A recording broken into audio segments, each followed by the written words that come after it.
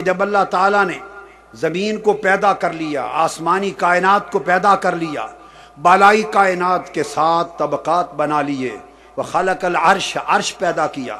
تو کاتب علی ساق العرش، تو عرش کے ستونوں پر لکھا محمد الرسول اللہ، عرش کے ستونوں پر محمد الرسول اللہ لکھا۔ پھر خلق اللہ تعالی الجنت، پھر اللہ نے جنت پیدا کی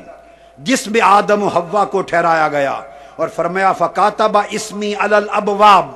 والاوراق والقباب والخیام، تو جب جنت بنا لی تو جنت کے ہر دروازے پر نام محمد لکھا گیا، پھر جنت کے درختوں کے پتوں پر نام محمد لکھا گیا، جنت کے خیموں پر لکھا گیا، جنت کے ہر محل کے دروازے پر نام محمد لکھا گیا۔ سو عرش سے لے کر جنت میں ہر سو محمد مصطفیٰ کے نام کے کتبے لگائے گئے، کتبے لگائے گئے۔ پھر فرماتے ہیں جب سیدنا آدم علیہ السلام کی تخلیق ہوئی تو انہوں نے جب زمین پر اتارے گئے تو سر اٹھایا اور آقا علیہ السلام کا اسم مبارک ہر جگہ لکھا ہوا پایا، اور اس نام کو پڑھ کر سمجھ گئے کہ کائنات میں یہ نام سب سے محبوب ترین نام ہے خدا کو۔ تو عرض کیا باری تعالیٰ اسی نام محمد کے صدقے ہماری توبہ قبول کر لے۔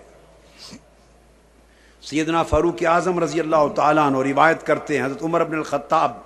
امام حاکم نے مستدرک میں روایت کیا، امام طبرانی نے معجم میں، حیثمی نے مجمع الزوائد میں، ابن کثیر نے، سیوطی نے، حلبی نے، قسطلانی نے، ابن عساکر نے، سب نے حدیث کو روایت کیا۔ حضرت فاروق اعظم رضی اللہ تعالیٰ عنہ فرماتے ہیں کہ آدم علیہ السلام نے اللہ کے حضور عرض کیا یا رب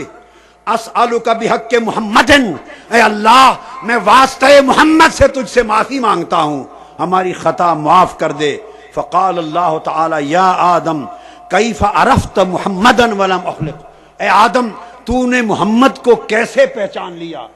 ولم اخلق، میں نے تو اسے ابھی تک پیدا نہیں کیا، کیسے پہچان لیا؟ تو حضرت آدم علیہ السلام نے کہا یا رب لأنک لما خلقتنی بیدک ونفخت فی من روحک رفعت راسی فرأیت علی قوائم العرش مکتوبا لا الہ الا اللہ محمد رسول اللہ۔ اے اللہ جب تو نے مجھے پیدا کیا، میرے اندر اپنی روح پھونکی، میں نے سر اٹھایا، میں نے عرش میں ہر طرف اور اس کے ستونوں پر محمد رسول اللہ کا نام لکھا دیکھا، میں سمجھ گیا کہ یہ تیرے محبوب کا نام ہے، اس لیے اس کا وسیلہ پیش کیا ہے۔ اللہ پاک نے فرمایا فقد غفرت لک ولولا محمد ما خلقتک، اے آدم میں نے محمد کے صدقے معاف کر دیا، اگر یہ محمد نہ ہوتا تو تجھے بھی پیدا نہ کرتا۔